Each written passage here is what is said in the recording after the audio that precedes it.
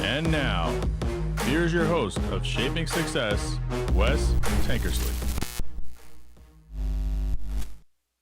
What is up, everyone? Welcome to Shaping Success Morning Coffee on this Monday, February 5th. We are getting fired up right now.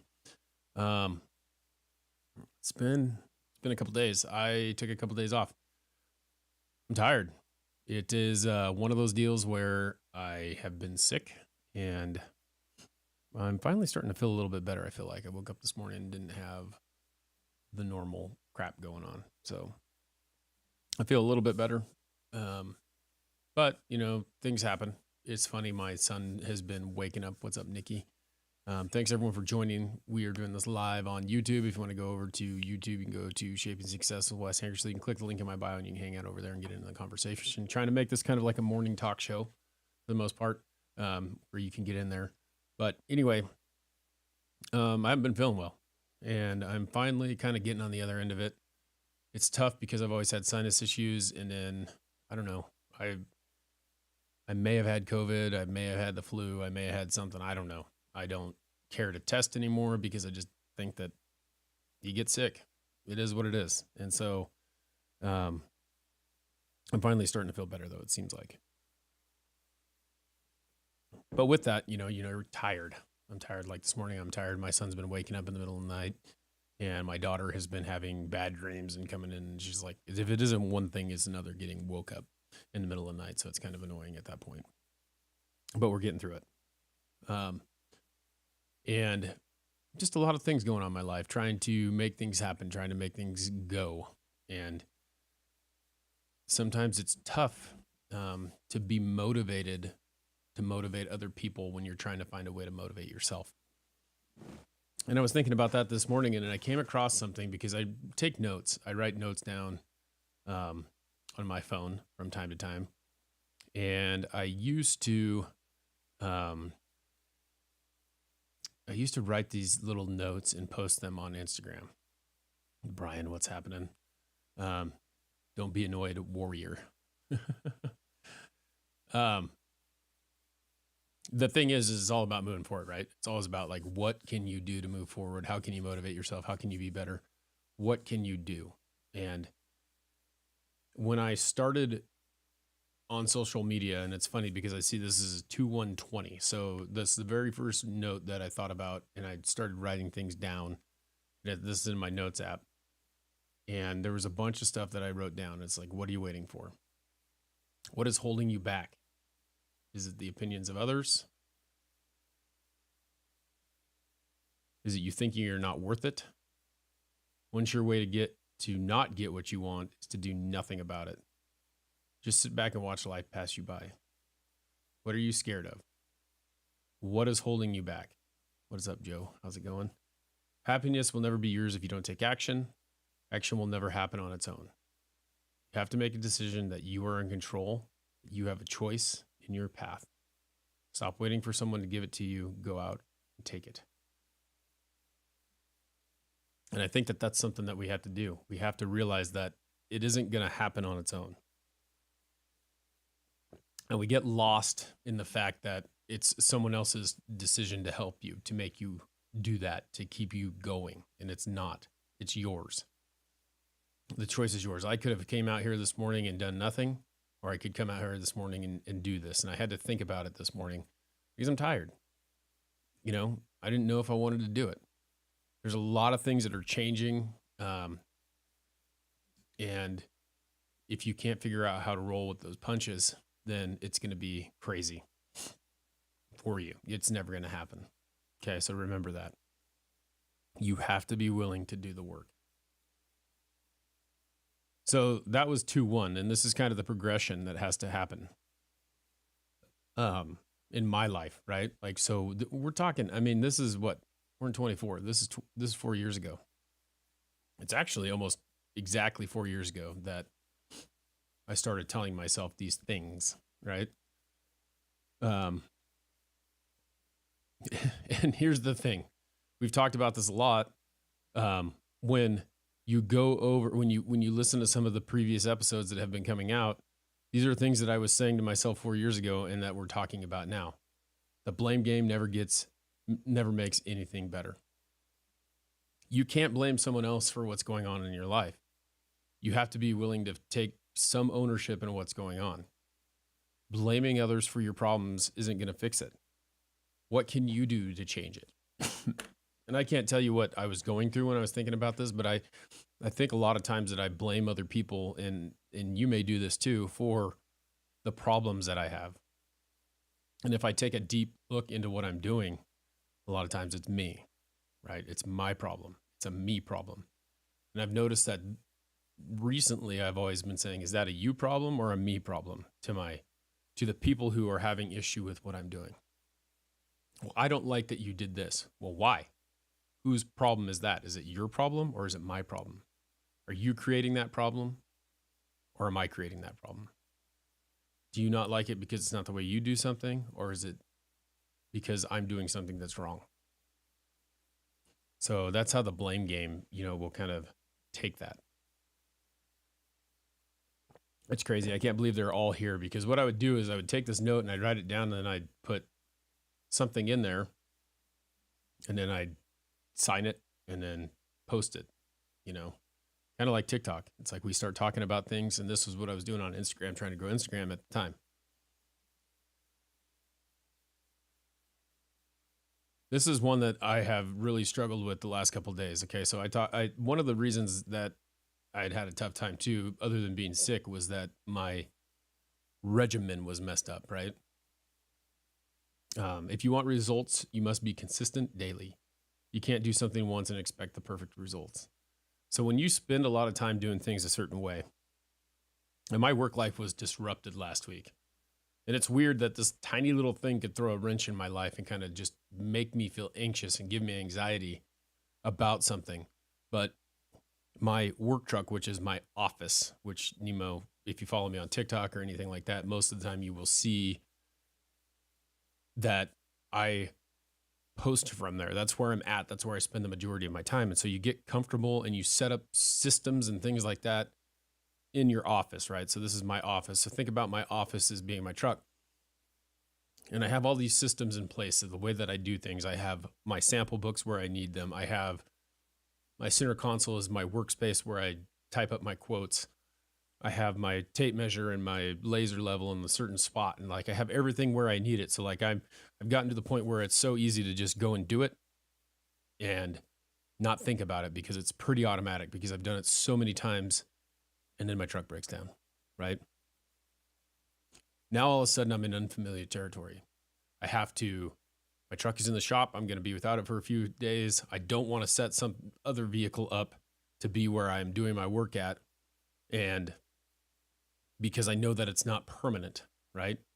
So like that the comfortableness of being in a permanent place that I've been in for the last 4 or 5 years, doing my job, doing my work, being able to be successful in that, and having this regimen has made it so that I can be consistent in everything I do. And so I was uncomfortable, and it made it tough for me, and it made me have to think about it.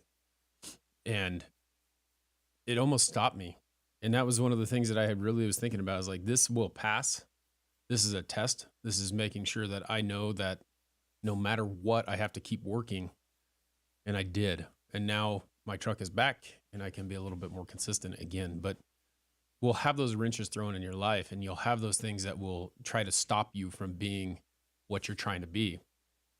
And it can be as little as your vehicle breaking down that can just screw everything up for you. But you got to keep going. We'll go through a couple more of these. I think it's really cool to see these, because I haven't done this in a while, and maybe I need to get back to it. And maybe I need to repost some of these things as reminders to people that this is what you have to do. And it's kind of funny how we see that. Thanks, Brian, over on TikTok, for tapping and getting people going on the screen over there. We are at 1K likes over there for tapping. Appreciate it. And everyone here hanging out on YouTube, appreciate the comments. Keep them coming. Let's see. 21420. It's funny that these stay in here. You know, the really cool thing about your iPhone is that it stays in there, right? As long as you don't delete them, everything stays there. And I've had to delete space. I had to delete things in my phone the other day because I run out of space. And I think I'm at 264 gigs on my phone, and the next one's going to be like the 540 or whatever, the bigger one, because I need more space because it has all my pictures and all that stuff in it, and I know that I can take and back it up and put it somewhere, but I don't. So it's there. I want to go back and look at this stuff like this. It's kind of crazy. It's like having a photo album when you go and find them. But you reap what you sow. Treat people like you want to be treated. It's a basic life skill. If you're an asshole, people are going to think you're an asshole. They're going to treat you like one, just like you treat them like one. It's pretty simple. Treat others how you want to be treated. And if you're a jerk about things, and if you don't take the time to be a good human being, it's going to be that way. Those people are going to be back, and don't wonder why people are treating you like shit when you treat them like shit. Really simple. Okay? How many times have you had that going on in your life? 216. This is funny. Like I said, it's amazing that I just opened this up and I just like, what happened? Here's what happened. I want to tell you what happened. This is where this stuff all popped up. I wrote a note down this morning. I haven't even started talking about it, what I was thinking about talking about this morning yet. But I took my phone and I set it down on my keyboard and it hit the arrow, and I was still on the notes thing on my Mac, and it just started scrolling on its own because my phone was on the down arrow. And I'm not going to go through all of these today, but I'm going to go through some of them, and maybe tomorrow we'll talk more about it because I think that there's some really good things. Brian, thanks for hanging out. I appreciate you getting it going over there on TikTok. Have a good day. But these kind of just all popped up just by my phone hitting. So I feel like it's kind of like one of those things. Well, there you go. Let's talk about it. To be successful in life, no matter what that means to you, because we all talk about success, right? Success is defined by you. That requires you to show up. You can't gain anything without that initial attempt. If you want something, you have to go get it. You have to show up for yourself. You can't just expect it to happen. You can't just expect for things to happen on their own. And I've been thinking about that a lot lately. There's things in my life that I've been going through that I'm trying to not force it, but put the right things in place, in action to keep them going. Okay? So you have to show up. You have to attempt. You have to work at it. If there is something that you want, you have to do the work. What are you doing to do that work? Okay?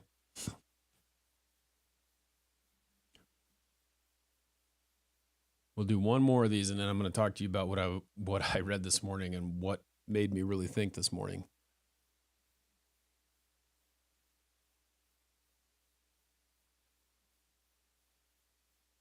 Dwelling on the past gains nothing. Don't give the past control over you. A lot of us think that because of what happened in our past that we can't do certain things, okay? It stops us. And I've talked about this a lot before, where you have to be willing to take whatever that past thing is that happened to you, that stopped you, and think about the lesson and what it meant for you. Why did it change? How did you use what happened to you to get where you wanted to get? Okay. So the past, you may have made a mistake, but that doesn't mean that you're stopped, that you can't keep moving forward, that you can't keep doing things. Anyway, use it as fuel. Think about what you did, how you changed it, and what happened. I think about this a lot with relationships.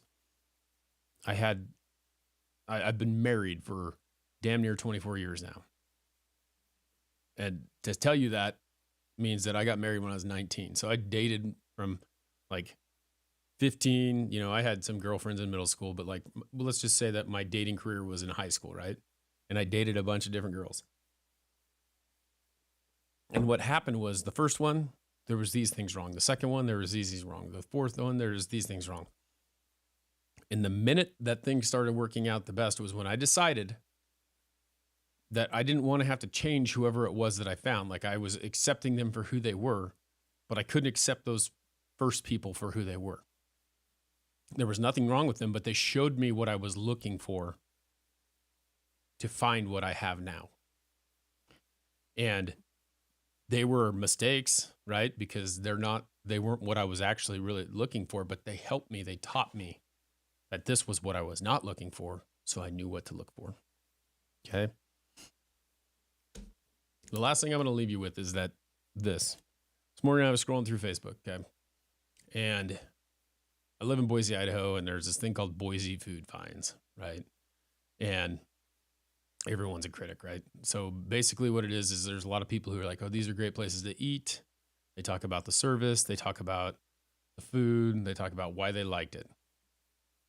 And I thought it was funny because someone jumped on there, and this is what I knew. I knew going into this comment, I looked at it. Someone posted a picture of Flying Pie Pizza talking about how they've been on a keto diet for 3 months or for 3 weeks, and they've lost a certain amount of pounds, and that they had a cheat day, and their cheat was Flying Pie.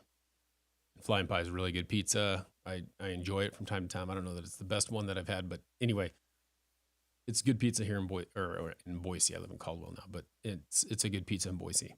And they basically said, I've been on this keto diet for 3 weeks, and I decided I was going to have a cheat day, and I'm going to go back. No. And they've basically elicited comments because they've put that on there that they were doing this and this was their cheat day. All they had to really do was talk about the pizza. But I knew seeing that's like the headline, what the comments were going to be in the bottom of it. And I was like, you know what? Here we go. We're going to hear some critics talk about a diet, about why this isn't good for you, why this isn't what it's supposed to be or whatever. And it was funny because that's exactly what happened.